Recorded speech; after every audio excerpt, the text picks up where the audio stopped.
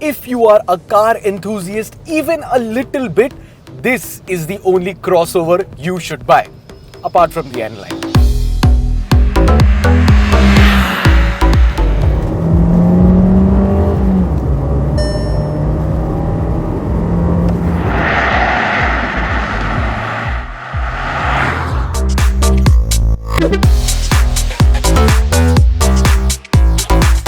Currently, I'm driving the new Kushaq Monte Carlo, and a fun fact is that this is the first time Skoda has launched the Monte Carlo variant with the facelift. Cool little thing.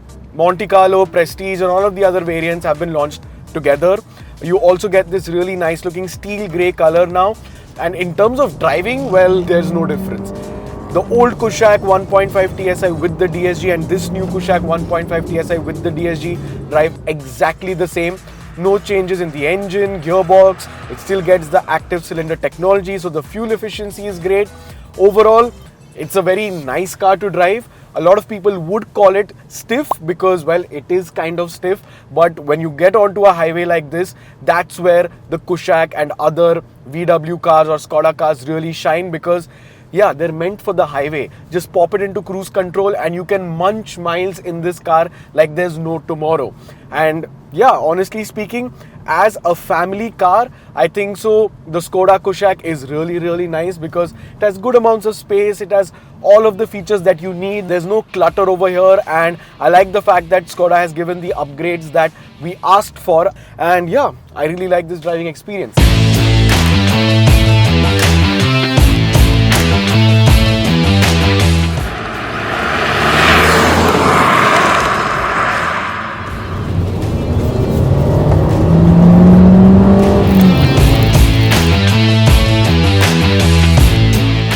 While the driving experience in this Monte Carlo is pretty much the same, there are quite a few changes in the new Kushaq facelift. The most noticeable difference is of course on the outside, so let me tell you what's new. The headlight gets a brand new design with new DRLs inside, and you continue on to the grille, and the grille is now illuminated to match the global lineup of Skoda. This being the Monte Carlo variant, you get the Monte Carlo badge and these two red stripes over here to make it look more sporty. The bumper also is slightly different, and overall the front is pretty aggressive. You get a brand new wheel option called the Sagittarius, which looks kind of cool. You get red brake calipers behind them and a Monte Carlo badge on the fender as well. And at the rear you get a brand new taillight design, which is now completely connected across the body, and you also get illuminated Skoda badging, which looks really fancy. On the inside, there aren't many changes. If you've sat in an older Kushaq, it looks pretty much the same, but once you start looking at the details, that's when you'll find the difference. Up in front, you have a brand new 26-inch instrument cluster, which has been directly taken from the Mark IV Octavia. The graphics are amazing, the customization is amazing, and overall, the Kushaq's interior now feels a little bit more complete because of this instrument cluster. The older virtual instrument cluster was a little tacky, didn't really feel like an instrument cluster because, well, there was no customization and there wasn't much to do. It was just a very cheap, boring looking virtual cockpit. Whereas this has really upped the game, and I would like to say it's one of the better ones in this segment. And of course, the big talking point for most Indians would be this gigantic panoramic sunroof, which is a good addition in my opinion. Hop into the back seat of the Kushaq and it's business as usual. You have decent amounts of knee room, you have decent amounts of headroom, nothing really to complain about, but the panoramic sunroof really brings in a lot of light, making the car feel spacious and airy, which is a very good thing. You also get a central armrest with two cup holders, which is not available in some of the lower trims of the Kushaq, and you also get a AC vent over here in the back with two Type-C ports. But the biggest talking point is the two buttons beside it. This controls the massage function. Now, I don't know who is going to use the massage function in a 20 lakh rupee Kushaq, but I think I don't know what to think of it. I would much rather have ventilated seats in the back because you're in India, you're feeling hot most of the time. So ventilated seats would have been much appreciated, but I guess massage is okay, but yeah. I think Skoda needs to do a little bit of research as to where they're selling their car.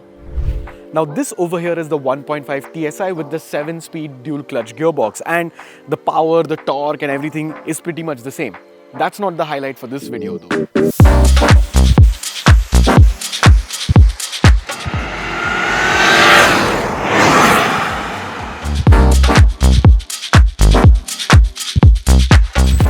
from the cosmetic and some of the interior changes, the biggest change is in the 1 litre TSI variant.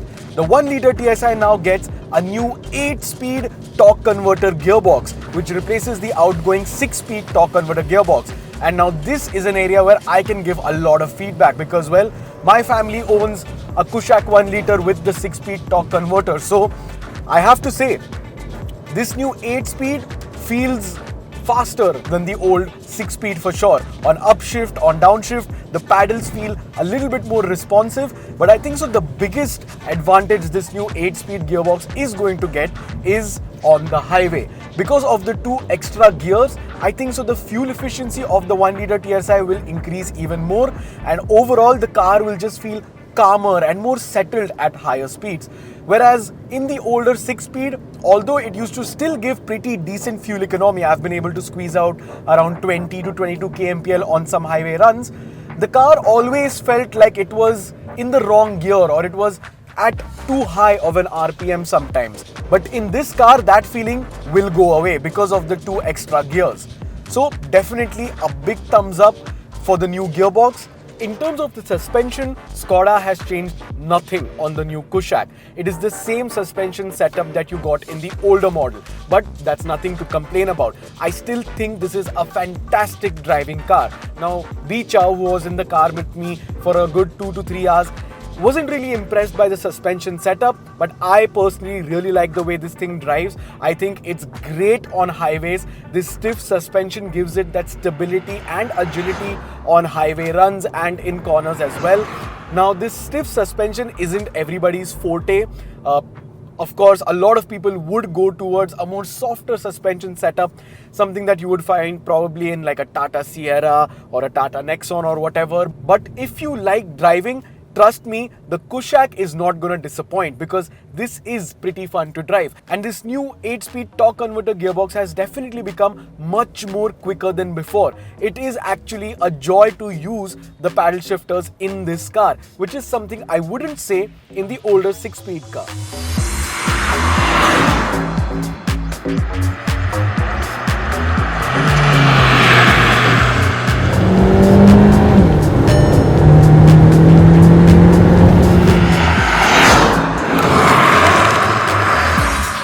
I think that the only thing remaining for the Kushaq is to get a different engine.